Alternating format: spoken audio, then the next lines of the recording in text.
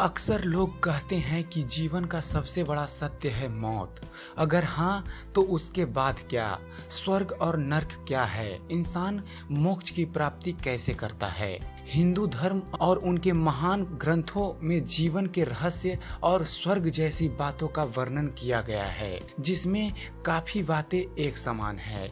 ऐसी मान्यता है कि इन ग्रंथों का सारा ज्ञान देवताओं द्वारा खुद दिया गया था। पूर्व जन्म का चक्र। दोस्तों, इन ग्रंथों और पुराणों के मुताबिक नर्क पृथ्वी पर ही है। हम सब पूर्व जन्म के चक्र में फंसे हुए हैं। हमें करोड़ों बार जन्म और मरण की पीड़ा से गुजरने के बाद इंसान का जन्म मिलता है, जैसा कि हिंदू धर्म में भी वर्णित है। मतलब हमें हजारों साल बाद मोक्ष का मौका मिलता है इंसानी जीवन के रूप में। अगर बात करें स्वर्ग, नर्क और मोक्ष की, तो ये इंसानी जीवन हमें एक ऐसे मौके के रूप में मिलता है जिसमें हम इस पूर्व जन्म चक्र रूपी नर्क से मुक्ति यानी कि मोक्ष पा सकें। अपने इंसानी जीवन में सफल होने पे हर मनुष्य स्वर्ग का हकदार बनता है और इसी को हम मोक्ष कहते हैं, मतलब पूर्व जन्म चक्र से मुक्ति।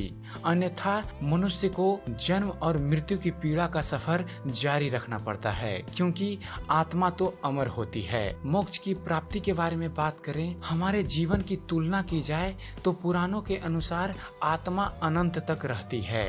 मतलब जो व्यक्ति स्वर्ग में जाता है वो वहाँ अनंत तक रहता है। इसलिए अनंत तक आनंदमयी रूप में स्वर्ग में रहने के लिए किसी को भी अपने लालच और कामनाओं पे काबू करना आवश्यक है। इसका मतलब साफ है कि स्वर्ग में जाने और मोक्ष की प्राप्ति के लिए वही व्यक्ति योग्य होगा जो अपने लालच और कामनाओं पर काबू पा ले और सुख दुख को एक समान समझे। इंसानों की जिंदगी में इतने लक्ष्य होते हैं कि वो कभी खुश ही नहीं रह पाता।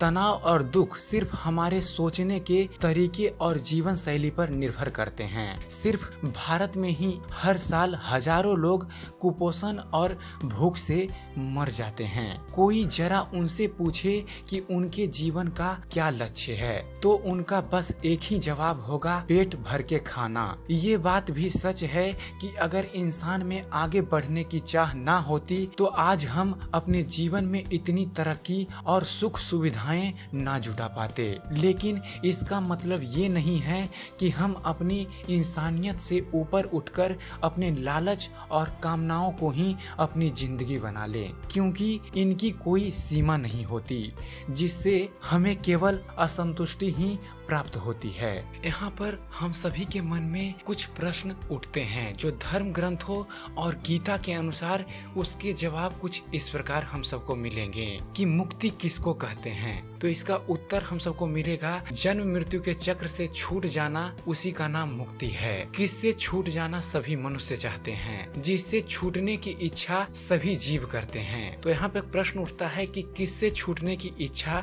सभी जीव करते हैं। इसका उत्तर है, सभी जीव अपने दुख से छूटना चाहते हैं। छूटकर किसको प्राप्त होते हैं और कहाँ रहते हैं? तो इसका उत्तर है, सुख को प्राप्त होते हैं और ब्रह्म में रहते हैं।